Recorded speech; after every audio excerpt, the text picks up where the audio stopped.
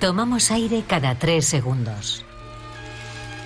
Eso supone 28.000 inspiraciones al día. Pero en las grandes ciudades del mundo se está haciendo difícil respirar. 30, 47, 53, cualquiera puede respirar esa nube de contaminación, es un olor metálico.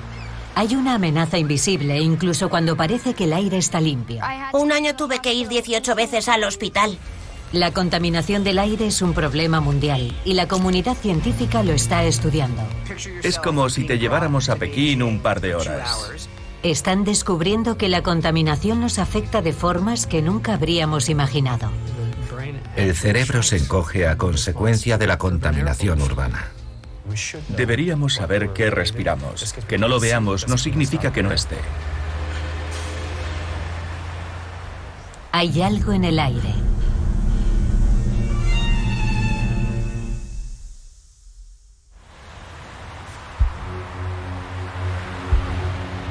La contaminación del aire afecta al 90% de la población mundial.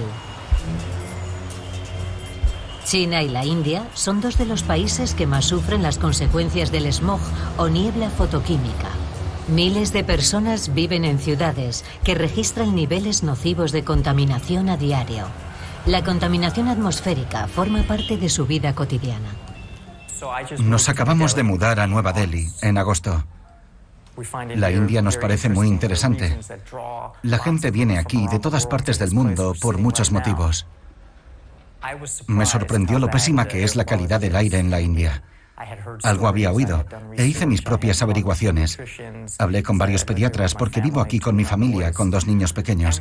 Sabíamos que había un problema con la contaminación, pero es mucho peor de lo que esperaba y afecta a nuestra vida más de lo que había imaginado.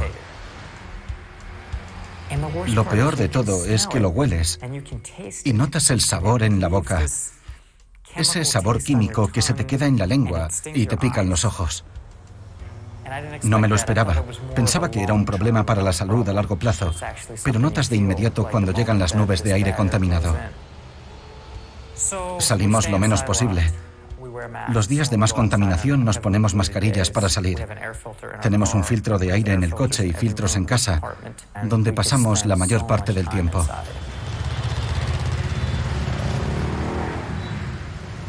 En la India mueren 3.000 personas al día a causa de la contaminación del aire. En una escuela secundaria en la que se realizó un estudio, la mitad de los alumnos tenían daños pulmonares permanentes. Los médicos lo comprueban a diario. 650, 62, 612. Aquí la situación va de mal en peor. Cuando empecé a realizar intervenciones de cirugía torácica, veía en su mayoría pulmones rosáceos y solo en el caso de los fumadores veíamos pulmones grisáceos o ennegrecidos. Pero en los últimos 30 años la situación ha empeorado tanto que hoy en día es rarísimo que veamos pulmones rosáceos.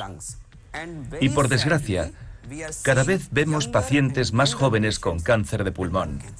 El año pasado el efecto de la contaminación media anual en Nueva Delhi equivalía a fumar entre 20 y 25 cigarrillos al día. Nacer en un lugar en el que el aire que respiras es como fumarse una cajetilla diaria, evidentemente, tiene consecuencias alarmantes. Antes de ayer hablé con un colega del servicio de oncología de un hospital de Bombay y me dijo que su paciente más joven tiene 18 años, un chico no fumador con cáncer de pulmón. En la India no hay ni un solo no fumador. Todos los habitantes del país, desde los recién nacidos a los más ancianos, del más pobre al presidente, al primer ministro, todos inhalamos el mismo aire. Eso sí que nos iguala a todos. Cuando lo investigué como periodista, me reuní con algunas personas cercanas al primer ministro y me dio la impresión de que no era una prioridad para ellos. La gente no está tan indignada como debería con este problema. Se limitan a decir, ¿qué se le va a hacer? Es el precio que pagamos por ser una economía en crecimiento. Es un país extraordinario, lleno de personas encantadoras. Nos han acogido de una forma maravillosa. Yo solo estaré aquí unos años. Lo que más me preocupa es quienes pasan aquí toda su vida respirando este aire contaminado y las consecuencias que tendrá para ellos. Así que intuyo que durante los próximos años vamos a ver cánceres de pulmón en personas de 20 o 30 años, no fumadores, en proporciones cada vez más altas. Es una explosión que está a punto de producirse sin duda. Hemos creado una crisis sanitaria progresiva. Más del 90% de la población mundial vive en lugares con niveles perjudiciales de contaminación del aire, según la OMS. Así que es una amenaza, un peligro al que casi todos nos enfrentamos. En algunos lugares, en China y en la India, la curva de la contaminación se ha disparado. En China cada vez son más conscientes de los riesgos que entraña la contaminación del aire. Jan Bokillar es una de las muchas personas que tratan de encontrar soluciones a este problema. Hace unos 2 años y medio creé una startup llamada AirVisual, que ahora forma parte de un grupo mayor denominado IQAir. Nuestro objetivo es proporcionar información sobre la calidad del aire. Y todo ello partió de un interés egoísta, porque yo quería asegurarme de que mis hijos respiraran aire limpio. En Pekín este año ha sido bastante bueno en comparación con los anteriores. Mucha gente utiliza bicicletas eléctricas, como yo, o motos eléctricas. Todas las centrales de carbón de los alrededores de la ciudad han cerrado, y las fábricas que más contaminaban se han trasladado lejos de Pekín. La calidad del aire ha mejorado gracias a esas medidas que ha tomado el gobierno.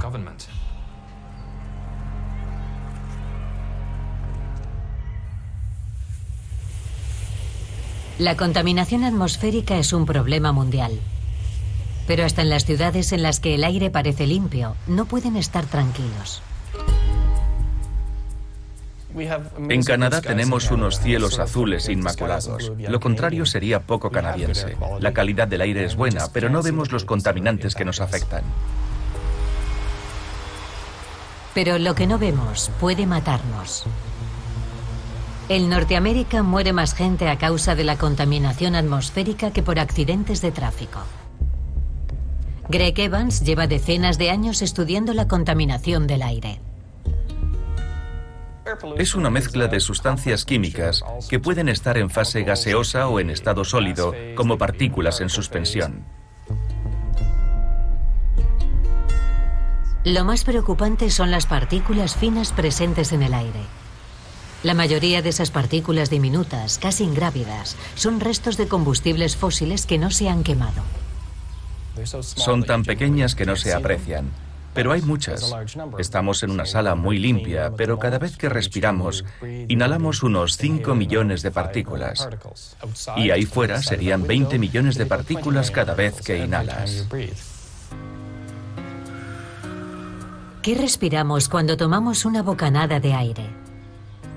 Respiramos todo lo que haya en el ambiente. A nuestro alrededor flotan gases, pólenes, polvo y subproductos que no se han consumido durante la combustión. Llevamos mucho tiempo utilizando instrumentos como este, uno de los primeros del mundo que se usó para estudiar las partículas individuales. En las ciudades, muchas de esas partículas proceden de los vehículos. No se puede estudiar el tráfico en un laboratorio.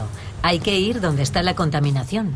Así que Evans y su equipo construyeron un laboratorio móvil que recorre la ciudad. Una de las cosas más sorprendentes es lo variables que son las mediciones en distintos puntos de la ciudad. Las diferencias son mucho mayores en la propia ciudad que entre ciudades distintas.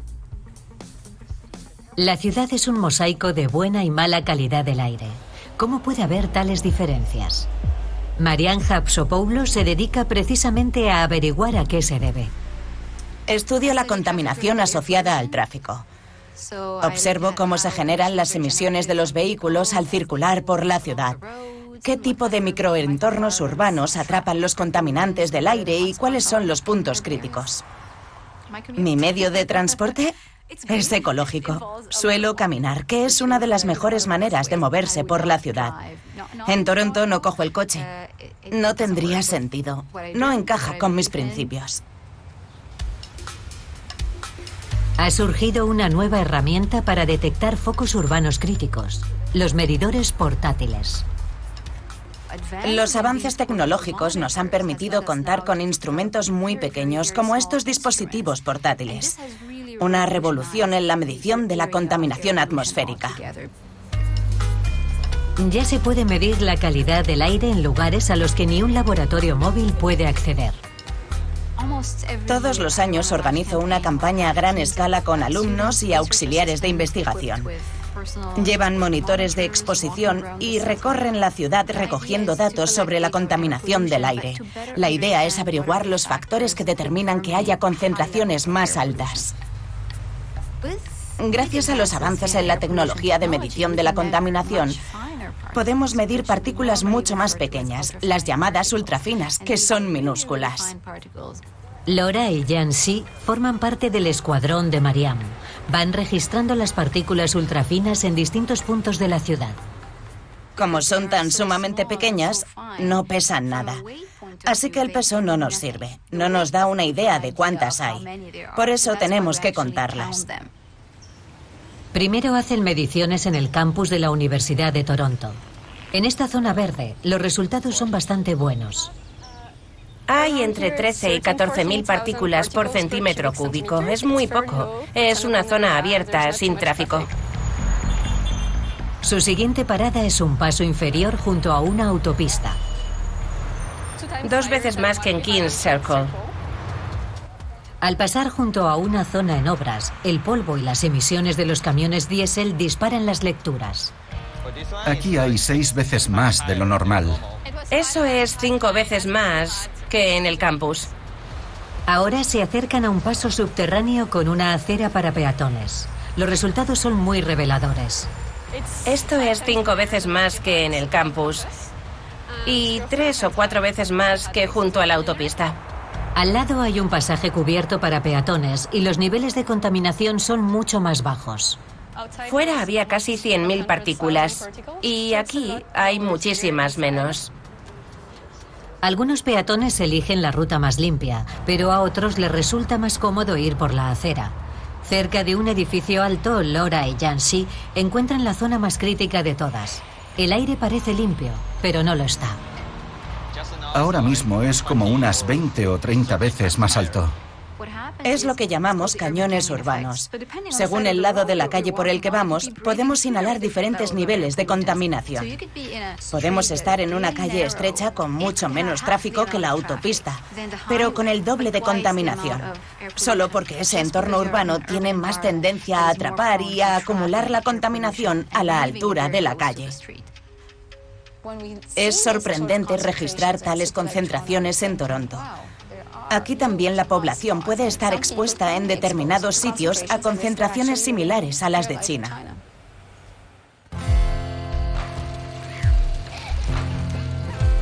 Los efectos de la contaminación del aire se aprecian a largo plazo, pero para algunas personas la repercusión es inmediata. Para Matthew Bowdry, de 9 años, pasar tiempo al aire libre puede resultar peligroso. Me encanta estar fuera, jugar a un montón de cosas y correr por ahí. El problema es que si corro demasiado tengo asma. Empezó cuando era muy pequeño. Tenía pocos meses, se resfrió y vi que no podía respirar. Matthew nació en Mississauga, una bulliciosa ciudad muy cerca de Toronto. Cuando hay smog no puedes salir de casa, ni cuando hay obras y están asfaltando o pavimentando las calles. Hay coches y autobuses por todas partes y a todas horas. Así que no es fácil salir y disfrutar al aire libre, que es justo lo que Matthew quiere hacer. En su primer año de colegio perdió 67 días de clase. El asma que sufre Matthew es relativamente frecuente. Yo solo. Con cuidado. El asma es una de las principales causas de hospitalización infantil. Un año tuve que ir 18 veces al hospital. Matthew no podía respirar. Por su bien, Mike y Tracy decidieron tomar la difícil decisión de trasladarse a una ciudad más pequeña con menos contaminación. Fue una especie de desarraigo. Yo me había criado allí y conocía a los vecinos de toda la vida, pero por encima de todo soy madre. A él le encanta estar fuera, es un niño muy activo. Al mudarnos, le ha cambiado la vida. Aquí puede ser un niño. Soy muy deportista, me encantan todos los deportes. Ha sido la mejor decisión que podíamos tomar para la familia y para él. Las personas como Matthew son como los canarios de las minas de carbón. Lo que les afecta a ellos también nos afecta a los demás. Cada vez que respiramos, inhalamos millones de partículas contaminantes. Lo que respiramos afecta a todo nuestro organismo. Al estudiar los efectos de la contaminación del aire en la salud, nos damos cuenta de que todo el organismo está en peligro. Cuando inhalamos esas partículas tan pequeñas, las llamadas partículas ultrafinas, se produce una inflamación en los pulmones. Todos sabemos eso, pero esa inflamación parece extenderse por el cuerpo, afectando a los demás aparatos y sistemas del organismo. El humo afecta a todos los órganos. Y da igual la edad que tengas. Los pulmones son la puerta de entrada y son los que más daño sufren. No funcionan a pleno rendimiento porque la presencia de esas toxinas causa fibrosis. Los pulmones son como globos. Tienen cierta elasticidad, pero si una sustancia se deposita en sus paredes, esa elasticidad se reduce y los pulmones no alcanzan el tamaño que deberían. Ahora somos conscientes de la existencia de partículas ultrafinas que atraviesan los poros alveolares y pasan al torrente sanguíneo. Y esas partículas no solo contienen sílice, sino muchas otras sustancias químicas que se adhieren a su superficie. Las transportan hasta la sangre y de ahí a todos los órganos. Así que nadie está exento, ni por edad ni por sexo, y afecta a todos los órganos. Eso es algo que va a hacer estragos en la salud de toda la población mundial. ¿Cuánto tarda la contaminación del aire en afectar a nuestro organismo? No mucho. Vale, todo va bien. En la Universidad de Columbia Británica han ido muy lejos para demostrarlo y han creado el peor aire del mundo. Hacemos exposiciones controladas en seres humanos. Los exponemos a gases de escape de motores diésel de una forma precisa y controlada. Lo habitual son 2 horas. Por aquí es por donde va el escape del motor. Es un tipo de investigación un tanto delicado, porque se expone a los voluntarios a un peligro potencial. El estudio se ha diseñado cuidadosamente para limitar los riesgos para su salud. Y sigue por esta pared hacia abajo. Durante 2 horas exponemos al sujeto a las emisiones. Es como si te lleváramos a Pekín un par de horas y una vez transcurridas, volvieras a tu entorno habitual. Cuando la gente lo piensa así, creo que lo entienden de otra manera y lo ven más razonable, menos amenazador. Creo que es estable. Podemos considerarla una exposición válida y sólida. A los voluntarios se los expuso a aire contaminado y puro en días distintos. Sigue. En el estudio hemos observado si se producían cambios en la sangre y en el cerebro. Incluso las exposiciones más breves al aire contaminado tuvieron un efecto impactante. Produjeron cambios en el ADN de los voluntarios. Nuestro ADN, lejos de ser una molécula estática, cambia en función de las sustancias químicas que entran y salen. Ahora sabemos que los genes se pueden apagar o encender. Son modificaciones denominadas epigenéticas. Esos cambios se produjeron los días que estuvieron expuestos al aire contaminado. Y no solo eso, comprobamos que cuando volvían, tiempo después, esas modificaciones habían desaparecido. Es decir, son cambios temporales o transitorios. Y eso es una buena noticia porque quiere decir que si limitamos las exposiciones, puede que los daños no sean permanentes. También nos plantea una cuestión importante. Si no limitamos la exposición, es decir, si uno vive en un lugar en el que la concentración de contaminantes en el aire es habitual, puede que esas modificaciones epigenéticas sean más duraderas o permanentes. Cuanto más investigamos, más datos recabamos. Pero no solo nos afecta a nosotros. La contaminación es perjudicial para todo lo que respira, incluidos nuestros fieles compañeros, los perros.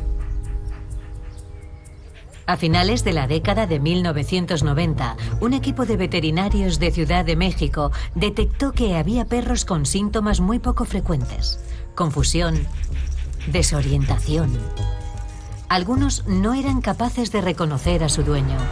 Parecía que estaban desarrollando una enfermedad propia de los seres humanos: demencia. Cuando analizaron las muestras de tejido encefálico de los perros afectados, encontraron algo muy extraño. Los tejidos del encéfalo y la nariz estaban dañados, y las lesiones se parecían mucho a las de las personas con demencia. Y cuando se realizaron estudios en seres humanos, también de Ciudad de México, comprobaron que tenían las mismas lesiones, incluso en el cerebro de personas de corta edad, hasta en niños.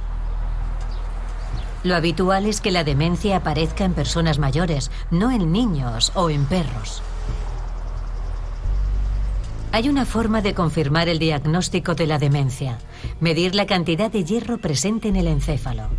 El equipo envió muestras a Bárbara Marr, experta en medir el metal presente en el organismo en forma de partículas increíblemente pequeñas. Nuestros encéfalos producen de forma natural unos cristales microscópicos de un óxido de hierro, la magnetita. A medida que envejecemos, vamos acumulando más hierro en el cerebro, pero la presencia de exceso de hierro es un signo característico de demencia. Hace tiempo que se descubrió que el cerebro de las personas con Alzheimer contiene más hierro que el de quienes no padecen la enfermedad. La doctora Marr comparó las muestras de Ciudad de México con otras procedentes de Manchester, Inglaterra. Hicimos mediciones magnetométricas de las muestras de corteza frontal de los cerebros de Manchester y Ciudad de México. Los pacientes de Manchester de más edad tenían mayores concentraciones de partículas magnéticas, pero se sorprendieron al comprobar lo que ocurría con las muestras de personas jóvenes de Ciudad de México. Hasta las muestras de los más jóvenes presentaban concentraciones muy altas. Con estos nuevos indicios relacionados con la demencia, Bárbara solicitó la colaboración de David Alsop, que dirige el Laboratorio de Investigación de la Universidad de Lancaster sobre esta enfermedad. Bárbara me enseñó las pruebas que hicieron con sujetos de Ciudad de México, donde los niveles de contaminación son muy elevados. En ellas observaron cambios relacionados con el Alzheimer en el tejido encefálico de personas jóvenes. El contenido magnético más elevado que medimos fue de una persona de Ciudad de México de 32 años. E incluso un niño de 3 años tenía cantidades significativas de magnetita en el cerebro. Para Bárbara, algunos de los metales presentes en el cerebro podían proceder de la contaminación externa, en lugar de ser generados por el propio organismo. Bárbara Marr decidió examinar las partículas en profundidad. Hicimos cortes finos para analizar con un microscopio electrónico de transmisión de alta resolución las partículas en esas células cerebrales. Había partículas con dos formas distintas. Los cristales de magnetita son regulares y geométricos. Hay otros redondeados que se llaman esférulas o nanoesferas y tienen esa forma porque en su momento fueron gotículas fundidas. Y no deberían estar ahí. Bárbara Marr ha hecho mediciones junto a las carreteras, en concreto de las partículas ultrafinas que emiten los tubos de escape de los vehículos. Las partículas redondeadas de las muestras de Ciudad de México eran iguales. Esa es una célula cerebral de uno de los casos de Ciudad de México y esa partícula redonda negra es magnetita que procede de la contaminación ambiental. Por cada partícula de magnetita de origen biológico, encontramos unas 100 de procedencia externa. Y mira por dónde encontramos justo esas partículas minúsculas que son casi idénticas a las que están presentes en el aire contaminado.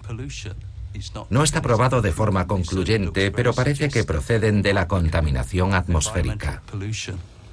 ¿Cómo es posible que la contaminación del aire penetre en nuestro cerebro? Cualquiera puede ponerse al lado de la carretera y respirar esa nube de contaminación a la que estamos expuestos. Y es que lo hueles, es un olor metálico. Y la razón de que se huela es que los nervios olfativos están percibiendo algunas de esas partículas. Así que cuando inhalamos, estas partículas son tan pequeñas que discurren por el interior de las neuronas y pueden penetrar en el cerebro, porque por desgracia en la zona en la que el bulbo olfativo entra en contacto con la corteza frontal no hay barrera hematoencefálica. El encéfalo está protegido por la barrera hematoencefálica para que ni siquiera los elementos del torrente circulatorio puedan entrar directamente en él. Pero estas partículas son tan pequeñas que llegan a él a través de las terminaciones nerviosas que hay en la nariz. Aquí es donde el caso de los perros de Ciudad de México cobra sentido. Si las personas tenemos miles de terminaciones nerviosas olfativas, ellos tienen millones. La magnetita está compuesta de hierro, pero en las muestras que analizamos detectamos partículas de otros metales bastante exóticos, como el platino, que no es normal encontrarlo en el cerebro. Y eso sugiere que debe proceder de una fuente externa. Bárbara y David publicaron su artículo en 2016. Cuando se publicó, suscitó mucho interés. De hecho, nos escribían de todas partes del mundo, pidiéndonos que diéramos más información. Porque parece que por primera vez se han encontrado partículas en el cerebro que aparentemente proceden de una fuente ambiental externa. De momento, la relación que pueden tener con enfermedades como el Alzheimer u otras encefalopatías es especulativa, porque resulta muy difícil de probar. Pero sí que hay datos muy interesantes. En Canadá han hecho un estudio que demuestra que tienes más riesgo de sufrir demencia si vives a 50 metros o menos de una carretera con mucho tráfico. Es muy significativo. Aquel estudio se basaba en datos de 6 millones de habitantes de Ontario. Cuanto más cerca vivía alguien de una carretera principal, mayor era el riesgo de padecer demencia. Si vives a 50 metros o menos de una vía con mucho tráfico, ese riesgo aumenta en un 7%. Concluimos en que para que los niveles de contaminación que produce el tráfico de una carretera se vayan reduciendo, hay que alejarse entre 250 y 300 metros. En otras ciudades del mundo, los investigadores están obteniendo resultados similares. Uno de estos estudios se realizó en Los Ángeles. Las mujeres que vivían en zonas que superan los niveles establecidos por la Agencia de Protección Ambiental tenían el doble de riesgo de padecer demencia. Cuanto más aire contaminado respiras, más rápido envejece tu cerebro. El cerebro se encoge a consecuencia de la contaminación urbana. La exposición ambiental total supone, creo que la cifra que se maneja está en torno a un 10% de casos adicionales de Alzheimer en Estados Unidos. Incluso en Canadá, que no tenemos tanta contaminación, estamos comprobando que no hay un nivel seguro. No hay una cantidad de contaminación que no tenga efectos perjudiciales en la población. Con un mínimo aumento de las partículas en suspensión en el ambiente, el riesgo para la salud asociado a ellas se dispara. Es como el tabaco. No hay un límite mínimo en el que no sea nocivo inhalarlo. Es tóxico. Me toca a mí. Estudiar la contaminación del aire no es un juego de niños, aunque en este caso tiene mucho que ver. Vamos a practicar antes un poco.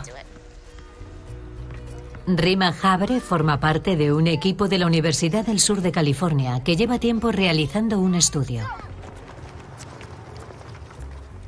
Este estudio de salud infantil es uno de los que más se han extendido en el tiempo, al menos en Estados Unidos, pero creo que también a escala mundial. Empezó en 1992. Hasta ahora hemos reclutado a más de 12.000 niños de 16 localidades del sur de California. Gracias a él hemos recabado muchas pruebas científicas que demuestran que la contaminación atmosférica está muy relacionada con la salud infantil en general. Hasta hace unos años, la ciudad de Los Ángeles siempre estaba cubierta por una boina de contaminación. Últimamente el aire ha mejorado de forma radical. Cuando los niveles de contaminación se redujeron, los resultados de los niños mejoraron. En general, aumentó la función respiratoria, los síntomas de asma se aliviaron, etc. El estudio pediátrico también mostró que el lugar donde los niños viven influye en su salud. Como en otros estudios, quedó claro que la exposición depende sobre todo de la ubicación. Los niños que vivían cerca de carreteras con tráfico tenían más asma y el daño pulmonar de los que vivían en localidades más contaminadas era mayor. Pero si se trasladaban a lugares menos contaminados, la función respiratoria mejoraba. Los datos que se registraron en Los Ángeles arrojaron unos resultados sorprendentes. En ocasiones, la contaminación del aire procede de lugares insospechados. Acaba de pasar un avión y los niveles están superando las 50.000 partículas. Los aviones, al despegar y aterrizar, emiten partículas ultrafinas. Debido a las condiciones meteorológicas habituales de Los Ángeles, el viento suele soplar de forma continua en dirección este e impulsa una nube de partículas ultrafinas que inunda buena parte de los barrios de la zona de Inglewood, que es una localidad muy poblada. Cuanto más investigamos, más nos damos cuenta de todo lo que nos queda por saber. El último misterio que hemos descubierto han sido las partículas ultrafinas. Las partículas ultrafinas, sobre todo, son tan minúsculas que pueden pasar rápidamente de los alveolos pulmonares al torrente sanguíneo y transportan lo que consideramos agentes nocivos, cosas como los hidrocarburos, poliaromáticos o metales que se introducen en el interior de los pulmones. Ese es el campo sobre el que menos sabemos y las investigaciones se están centrando en ello para saber qué es lo que más debe preocuparnos de estas partículas. Si la contaminación atmosférica puede entrar en el torrente sanguíneo, también puede llegar al útero. En una nueva fase del estudio analizan las consecuencias en las etapas más tempranas del embarazo. Como veis, está muy cerca de donde respira. Ahora estamos realizando un seguimiento y una serie de mediciones durante el embarazo, desde que el bebé está en el útero hasta los 5 años de edad. Las mujeres expuestas a la contaminación durante el embarazo tienen más probabilidades de alumbrar bebés de bajo peso o de tener un parto prematuro. Y los bebés prematuros nacidos con poco peso tienen más riesgo de sufrir ciertas enfermedades a lo largo de su vida. Es un momento muy interesante para comprobar cómo percibe la gente la contaminación y la calidad del aire. Justo ahora se hacen un montón de análisis y mediciones del aire. Por todo el mundo hay voluntarios que llevan monitores portátiles para recopilar datos en varias ciudades. Una de ellos es Ginny Higgins, que está en Londres. Y del ejemplo de Londres hay mucho que aprender. Hace 10 años el diésel parecía ser la respuesta para controlar las emisiones de gases de efecto invernadero, pero el resultado fue una auténtica crisis ambiental. Cada año mueren prematuramente 9.000 londinenses debido a la contaminación del aire.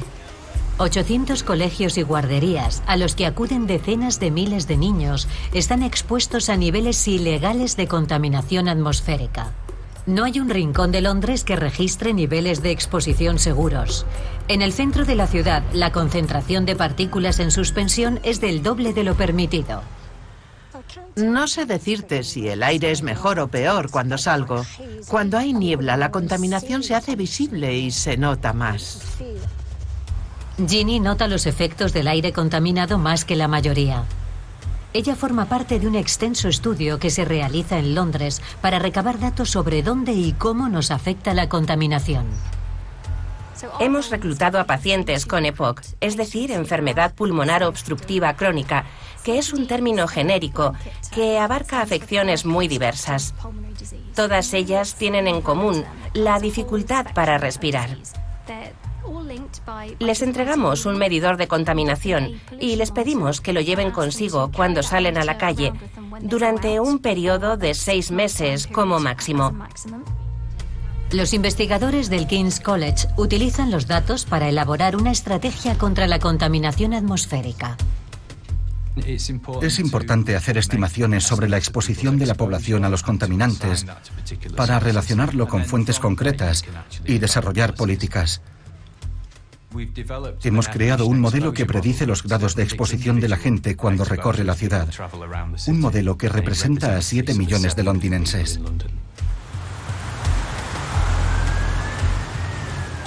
Ginny es uno de esos puntos de medición de datos que ayudan a comprender el problema para buscar soluciones. Estoy tan acostumbrada a no poder respirar bien que se me olvida. No es que salga y diga, madre mía, no puedo respirar. Fíjate, acabo de tragar humo de los coches. Creo que de mi casa a la boca de metro habrá unos 4 minutos andando y tengo que cruzar la A4. Vivo muy cerca de la carretera. EPOC es un nombre muy amplio que define unas condiciones de vida. No es muy específico, no te dan una cajita y te dicen, tienes esto. Te dicen que debes tener más cuidado con los pulmones. El diagnóstico implica tener que vigilar muchos aspectos distintos de tu vida.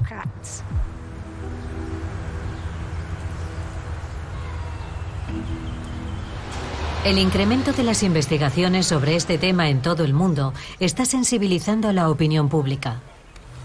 Cada vez hay más personas que se preocupan por el aire que respiran.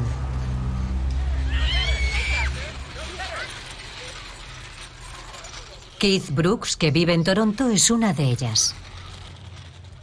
Siempre he sido ecologista, pero además me preocupa a título personal, porque se trata de mí, del sitio en el que vivo y de la salud de mis hijos. Sus pulmones están expuestos a esto a diario, así que es importante conocer los riesgos. Keith lleva un dispositivo de medición de la calidad del aire de la Universidad de Toronto. En bicicleta vas más rápido que en coche y no hay que pagar gasolina ni buscar sitio para aparcar. Aquí vemos el grado de exposición de nuestro ciclista Keith a las partículas ultrafinas. En Dundas los niveles son bastante bajos. Quizás se debe a que es un espacio más abierto, con más ventilación, y a que todavía es un poco pronto y aún no han empezado los atascos. A medida que se acerca al centro, la exposición aumenta. Y cuando por fin llega, ya es hora punta. En ese momento, la contaminación es mucho mayor, porque el tráfico está peor a esa hora. Keith pasa por un parque grande. Cabría esperar que en un parque el aire estuviera más limpio, pero no siempre es el caso. Los parques son geniales y es importante que en las ciudades haya zonas verdes, pero la mayoría están rodeados de calles con tráfico y en ellos las concentraciones no suelen ser muy bajas. Si hasta los parques están contaminados, parece que no hay escapatoria. ¿Podemos hacer algo para protegernos?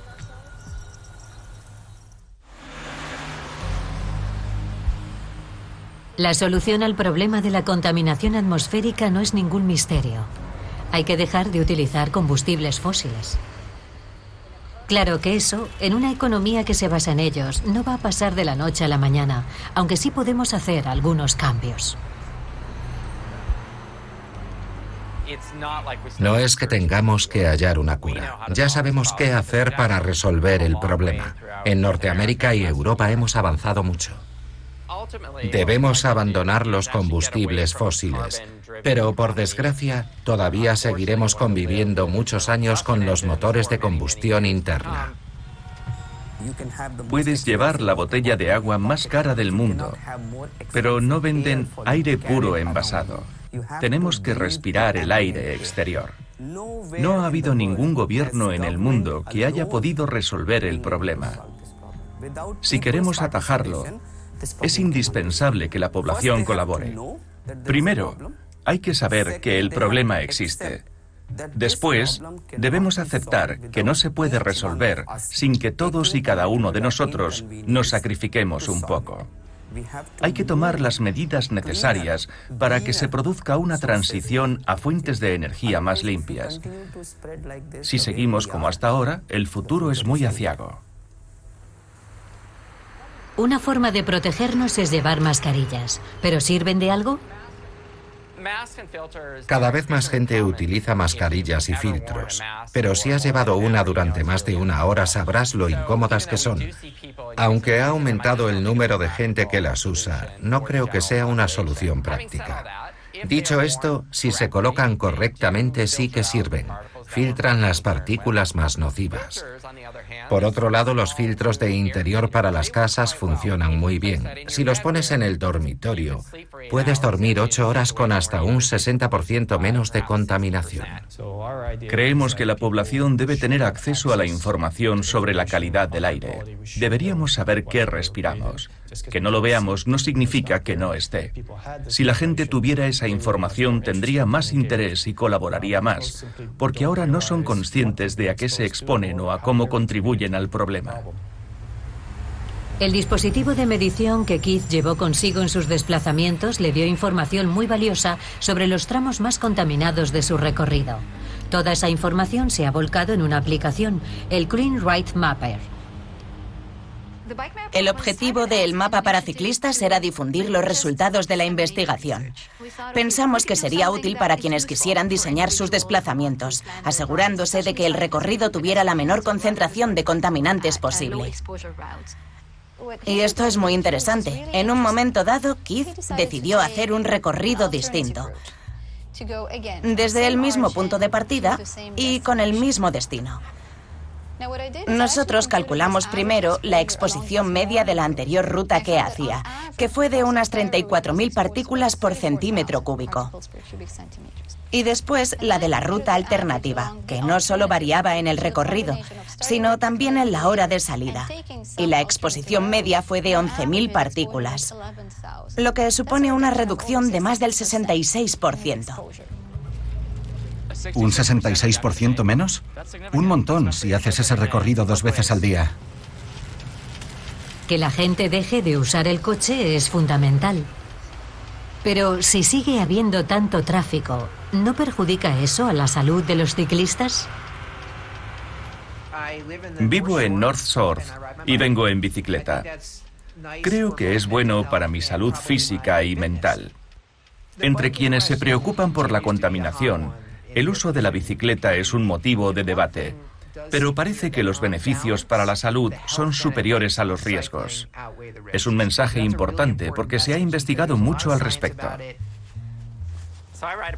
Yo voy en bici, pero no lo hago tanto por la contaminación, sino por hacer ejercicio físico. Bueno, y por salud mental. Creo que es una forma menos estresante de ir a trabajar. Lo que agrava algo las cosas para los ciclistas es que respiran a un ritmo más rápido, 2 o 3 veces más rápido que quienes van en coche. Pero en conjunto los beneficios de esa actividad física superan con mucho los efectos negativos de la contaminación del aire. A pesar de la contaminación, el ejercicio físico es beneficioso incluso con aire contaminado. La gente no debería tener que elegir entre una cosa u otra. Voy en bicicleta porque es la forma más rápida y cómoda de moverse por la ciudad. Y es bueno para la salud y para el medio ambiente. Así que es bueno para mí y para el planeta. Cuando se tiene información sobre la calidad del aire se pueden hacer cambios, algunos muy pequeños, pero pueden tener repercusiones importantes. Lo veo mucho en las guarderías. La gente, sobre todo en invierno, aparca y deja el coche encendido para ir a recoger a los niños. Y en invierno, un coche al ralentí genera un montón de emisiones.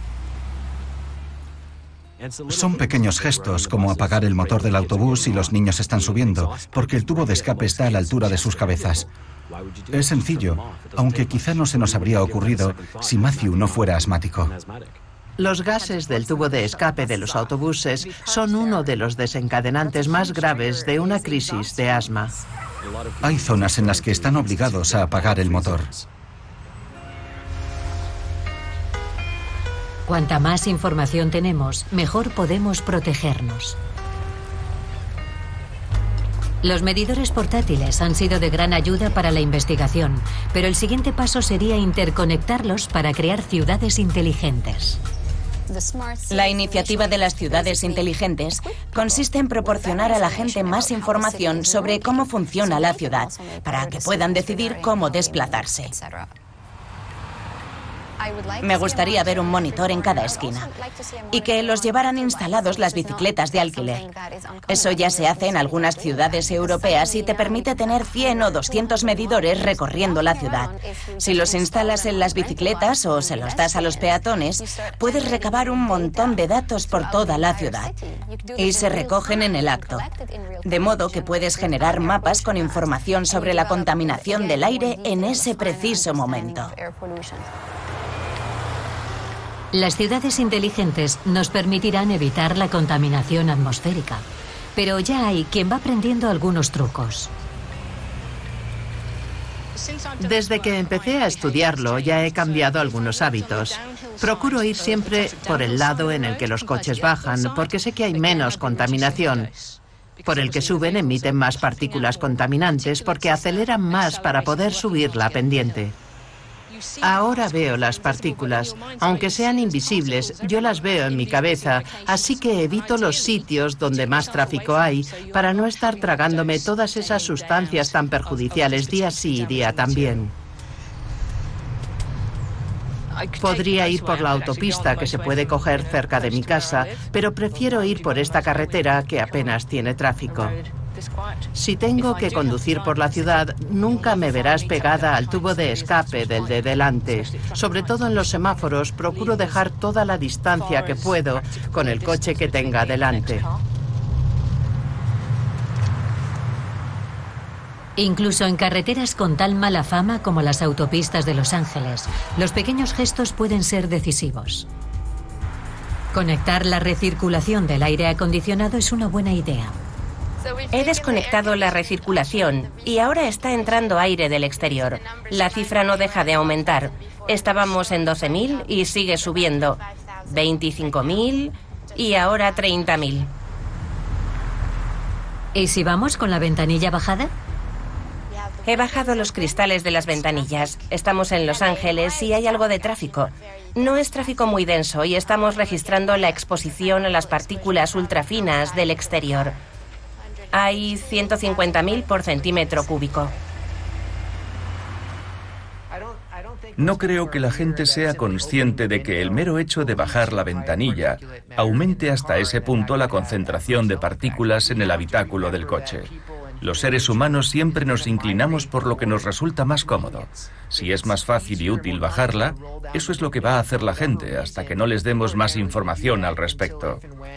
Y como la contaminación no se ve, tenemos una falsa sensación de tranquilidad. Es mejor tomar decisiones fundamentadas, así que si tienes dudas, lo mejor es informarte. ¿Qué importancia tiene el aire que respiramos? Bueno, si eres un pulpo, no tanta, pero para las personas y los mamíferos es vital.